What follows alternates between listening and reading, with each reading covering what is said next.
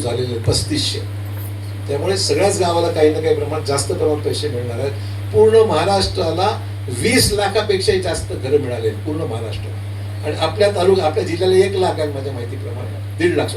आपल्या जिल्ह्याला 1.5 लाख आणि त्या तालुक्याला आपल्याला 3,500 अशा प्रकारची ती वाटणी याची काही झालं असेल तर माझं म्हणणं आहे स्वतःची घरं स्वतःचे पैसे तुम्हाला दिलेत पैसे तर पहिलं घर तुम्ही बांधावं अशा पद्धतीने हे घरकुलाचा सुद्धा निर्णय घेण्यात आलेला आहे. त्यामुळे मुख्यमंत्री फडणवीस साहेबांचं जोरदार टाळ्यांनी आपण या ठिकाणी अभिनंदन केलं पाहिजे.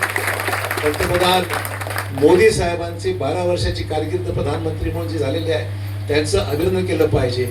ज्या ज्या योजना आपल्याला त्यांनी जाहीर केलेल्या आहेत त्या योजना सुद्धा आता प्रत्यक्षरित्या तुमच्या हातामध्ये तुमचं आयुष्यमान कार्ड, तुमच्या हातामध्ये घरकुलाचे पैसे, तुमच्या हातामध्ये बचत गटाचे पैसे सगळे आता डायरेक्टली तुम्हाला द्यायचं काम आमदार ताईंच्या हस्ते या ठिकाणी झालेलं आहे.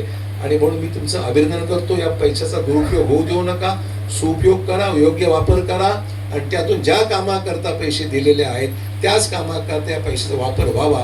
दुरुपयोग झाला तर नुकसान तुमचंच होईल.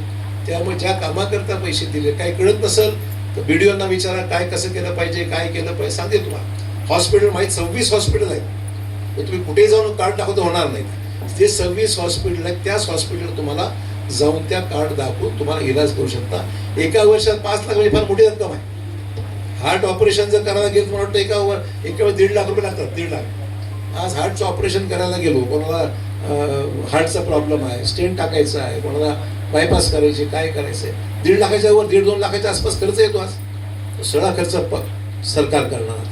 त्यामुळे तुम्हाला अडचण नाही. त्यामुळे आजार गंभीर आजार आहे, अडचण होते आहे, हार्टचं ऑपरेशन करावं लागते, ट्रीटमेंट घ्यायची गरज आहे, टेस्ट करायची गरज आहे, सगळे पैसे सरकार तुम्हाला देणार आहे.